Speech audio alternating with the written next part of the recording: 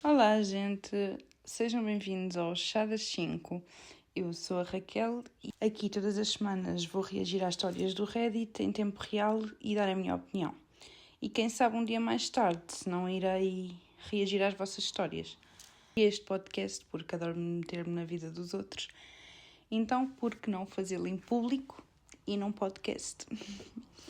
Com humor, drama e, acima de tudo, sinceridade. Senta-te comigo e vamos decidir juntos. Afinal, quem é o verdadeiro idiota da história?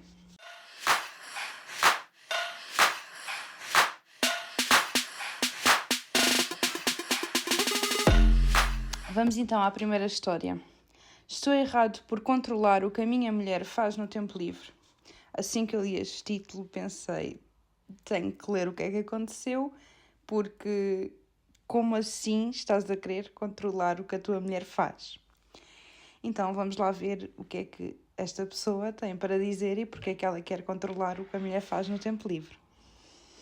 Portanto, a minha esposa e eu temos pouco mais de 40 anos e alguns filhos. Por isso as nossas vidas são bastante ocupadas. Tentamos dar um ao outro uma noite por semana só para nós, para relaxar, dedicar-nos a hobbies individuais ou fazer o que quisermos. Quando o tempo está bom, a minha esposa gosta muitas vezes de fazer caminhadas. Às vezes com a irmã e às vezes com o nosso cão, às vezes sozinha.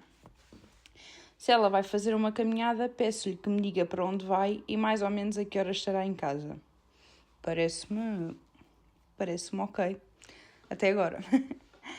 Quero saber para, caso aconteça alguma coisa, saber quando devo preocupar-me e por onde começar a procurar.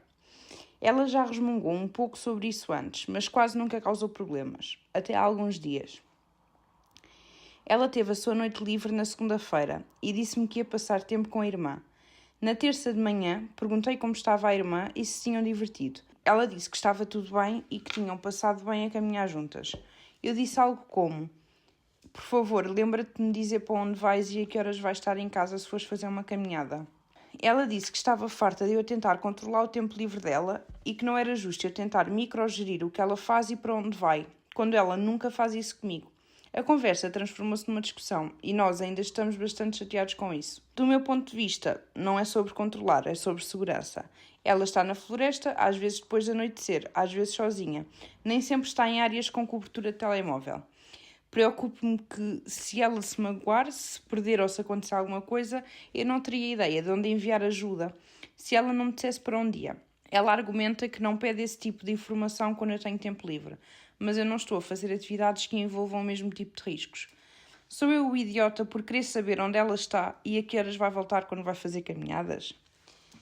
É assim, eu acho que faz sentido querer saber para onde a esposa vai neste contexto. Porque, para o caso de acontecer alguma coisa, visto que ela vai caminhar, principalmente sendo uma mulher, porque hoje em dia nós mulheres temos muito mais riscos ao andar sozinhas na rua, infelizmente, mesmo acompanhadas por outra mulher. Neste caso, nesta história, mesmo que ela esteja acompanhada pela irmã, há sempre o risco que possa acontecer alguma coisa. Não só alguma coisa por ser uma mulher, ou poder-se aleijar, ou qualquer coisa. Portanto, aqui acho que ele não é o idiota. Portanto, amigo, não és o idiota. Podia facilitar um bocadinho as coisas e tentar perceber o lado dele, porque realmente é plausível ele querer saber onde ela está e a que horas vai voltar. Porque, por exemplo, se o meu namorado me disser que vai correr e que vai voltar às 22 horas, se eu vir que às 22 horas ele não está em casa, posso pensar, ok, se calhar está um bocado atrasado. Mas se for já tipo 22h30, 23 horas e ele ainda não está em casa, aí se calhar devo-me começar a preocupar um bocado. Claro que tento sempre ligar-lhe primeiro, mas ao saber a que horas é que ele pensa chegar, posso saber se tenho que me preocupar ou não. Portanto, não és o idiota. Vamos agora então para a história 2. Estou errado por ter pedido de volta a gorjeta que dei à empregada depois de ela me humilhar à frente de todos. Escolhi esta história porque, de modo geral, não sou a favor daqueles restaurantes que obrigam a dar uma gorjeta, porque acho que nós devemos dar uma gorjeta se o atendimento é bom. Se o atendimento não é bom, não dou gorjeta. Portanto, vamos então ler a história. O que é que esta pessoa Fez. A minha parceira, 29 anos, e eu, 32 anos, jantámos num restaurante italiano que já visitámos várias vezes. Não é super sofisticado, mas agradável o suficiente para nos sentarmos, pedir vinho e ter uma noite relaxada. A nossa empregada, vamos chamá-la de Samantha, parecia meio perdida durante todo o tempo. Ela perdeu a minha vida 2 vezes, serviu a entrada errada e desapareceu por uma eternidade quando chegou a hora da sobremesa. Não foi o fim do mundo. Já trabalhei em atendimento ao cliente e entendo que noites agitadas possam ser complicadas. No entanto, o serviço foi realmente fraco. É assim, só por esta parte da história eu já não daria gorjeta. Mas isso é a minha opinião pessoal. Eu acho que isto é dos Estados Unidos, visto que é uma história do Reddit, portanto penso que lá seja obrigatório dar gorjeta. Vamos continuar a história. Quando a conta chegou, paguei e deixei uma gorjeta em dinheiro de 10%. Não era exagerada, mas também não era nada. Achei razoável, dadas as circunstâncias. Estava difícil. Estávamos apenas a levantar-nos para sair quando a Samantha veio. Pegou no dinheiro e disse: Sério, só isto? A audácia da mulher. Ela disse isso em voz audível e algumas pessoas em mesas próximas viraram-se e olharam. Fiquei chocado, nem sabia o que dizer primeiro. E então ela acrescentou: Sabem, os empregados não conseguem pagar a renda por causa de pessoas como vocês.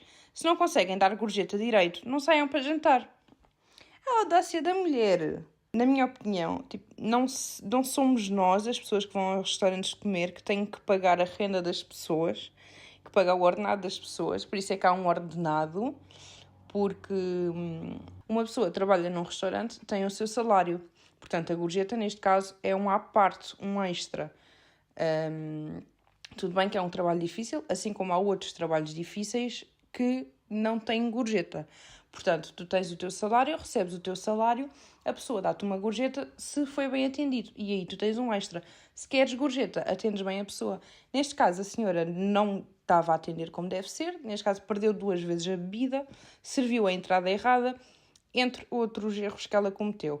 Portanto, se fosse eu não dava gorjeta sequer. E aqui a pessoa ainda deu uma gorjeta de 10%, que ainda é bem razoável, e ela ainda tem a audácia de criticar a gorjeta que não é suficiente. Enfim, vamos continuar. O restaurante ficou completamente silencioso, como aquele silêncio de sitcom. A minha namorada estava a fazer cara feia. Mantive a calma e disse: Ok, desculpa se te sentes assim. E comecei a sair, então, sem brincadeira, ela murmurou: Tanto faz, mão de vaca, mas alto o suficiente para não ser só para nós. Então, voltei, fui até à mesa, peguei na gorjeta e saí sem dizer mais uma palavra. Mais tarde, a minha namorada disse-me que agi bem, mas um dos meus amigos acha que exagerei ao insistir em pegar a gorjeta de volta. Que aconteça o que acontecer, deveríamos apenas deixar e seguir em frente. Eu sinto que ser repreendido e humilhado por causa de uma gorjeta de 10% que eu realmente deixei é totalmente fora de linha. Então, Reddit, sou eu o idiota por ter recuperado a gorjeta depois dela nos gritar à frente de todos no restaurante? Olha, amigo, não estás errado, estás certíssimo. E, em primeiro de tudo, nem devias ter dado gorjeta sequer. Porque uma mulher assim nem o salário completo devia receber. É assim, uma pessoa trabalha no atendimento ao público. Eu já trabalhei no atendimento ao público. Eu sei que às vezes é difícil falar com algumas pessoas, conviver com algumas pessoas, atender algumas pessoas. Eu sei que há pessoas que são muito chatas e que são mal educadas, mas pela versão desta pessoa, porque há sempre 2 versões da mesma história, mas pela versão da história que esta pessoa contou, ele não está errado. Ela, trabalhando no atendimento ao cliente, só devia atender as pessoas com respeito e, acima de tudo, atender bem as pessoas, mesmo sem estar à espera de gorjeta. A gorjeta é um extra e não uma obrigação. Portanto, ele está mais do que certo em não ter dado gorjeta. Aliás, ele está mais do que certo em ter tirado a gorjeta e não devia tê-la dado em primeiro lugar. Vamos então para a história 3, para a terceira história do dia. E o título é Estou errado por acabar com o meu namorado por causa disto. Vamos então ver porque é que ele acabou com o namorado e se está errado ou não. Eu, 23 anos homem, terminei com o meu namorado, 25 anos. De 2 anos na noite passada. Ok, eles namoravam há 2 anos. E agora estou a perguntar-me se reagi exageradamente. Vamos descobrir. A minha prima, 29 anos, mulher, Acabou de se casar com a esposa, 28 anos mulher. Meu Deus, tem só LGBTs aqui nesta história. Numa cerimónia linda. Elas são o primeiro casal queer na nossa família a casar. E isso significou muito para mim pessoalmente. Crescendo eu, nem sabia se poderia ser assumido. Quanto mais ver duas mulheres que amo e admiro celebradas assim. O meu namorado, vamos chamá-lo de Zack, foi comigo. Ele já conheceu a maioria da minha família e tudo parecia estar bem. Durante a recepção, as coisas ficaram emocionais. Algumas pessoas fizeram brindes inesperados e a minha prima perguntou se eu queria dizer algo. Mantive curto. Apenas disse o quão orgulhoso estava e como era lindo ver o amor queer ser celebrado. Só isso. Quando me sentei, o Zeca inclinou-se e sussurrou baixinho. Sabes, para alguém que nem está no casamento, estás a tentar fazer disto o teu momento. Achei que ele estivesse a brincar e dei-lhe um olhar. Então, ele acrescentou algo do tipo, vais chorar outra vez ou guardas para o nosso casamento que nunca vamos ter? Ele sorriu como se não fosse nada. Eu ri-me de forma desconfortável porque não queria causar uma cena ou estragar o casamento da minha prima. Mas aquilo ficou comigo. Não disse nada imediatamente porque não era hora nem lugar. Não queria tornar a noite sobre mim nem criar drama. Mais tarde, de volta ao hotel, falei sobre isso. Disse que o comentário dele magoou-me, especialmente porque ele sabe o quanto daquele casamento significava para mim. E ele dispensou dizendo, Jesus, ainda estás com isso? Era uma piada. Estavas a ficar tão sentimental que pensei que ias propor. Eu disse-lhe que não achei engraçado e que ele tinha tirado um momento que era importante para mim, fazendo-me sentir estúpido por me importar. Ele continuou a chamar-me sensível e disse que eu estava a exagerar como sempre. Então eu disse que estava farto. Arrumei as minhas coisas, liguei a um amigo e fui embora. Ele enviou mensagens desde então, dizendo que eu fiz uma cena por nada, que escolhi uma colina estranha para morrer nela e que eu iria arrepender-me de desperdiçar algo bom por uma piada estúpida. Sou eu o idiota? Olha, é assim. Esta história só prova o quão dramático és e sensível. Porque é assim, acho que acabar por esta razão não faz muito sentido. Tipo, como assim estás a acabar com uma pessoa? Como assim estás a acabar com uma pessoa? Só porque ela fez um comentário, tipo, que ela disse que era uma piada. Imagina que agora fôssemos todos acabar relações por causa de uma piada. Claro que há piadas, tipo, cruéis, piadas más, que às vezes podem ser red flags num relacionamento, mas acho que aqui não foi o caso. Portanto, sim, és idiota por teres acabado por causa disso. E nesta história só mostra o quão sensível realmente és. E neste caso o teu namorado, o ex-namorado, tem razão em chamar-te sensível. Vamos então à próxima história e à última história. E o título desta história é Estou errado, a minha mulher pediu e ficou chateada quando aconteceu. Não sei, tipo, isto pode ser muita coisa, portanto, vamos ver. Eu, 38 anos, homem, sou lutador, costumava competir a alto nível. Obviamente já não compito mais, mas ainda levanto pesos e luto por diversão. A minha esposa, 36 anos mulher, e eu temos 3 filhos. 15 anos menina, 11 anos menino e 9 anos menina. Inscrevi todos os nossos filhos em luta livre aos 7 anos. Os 2 mais velhos têm treinado e competido desde então. E a mais nova não gostou do desporto. Então parou e agora pratica ginástica. A minha esposa nunca lutou, mas vai regularmente ao ginásio e tem uma força razoável. Ontem estava a conversar com a minha esposa e surgiu o tema do torneio de luta da nossa filha. Então, mas a filha não andava no ginásio, na ginástica? Como assim o torneio de luta? Ok, whatever. Ontem estava a conversar com a minha esposa e surgiu o tema do torneio de luta da nossa filha. Ela perguntou o que eu achava que aconteceria se ela, a esposa, e a nossa filha lutassem. E eu disse que ela não teria hipótese. Ela respondeu, ela não me vai vencer, eu sou mais forte.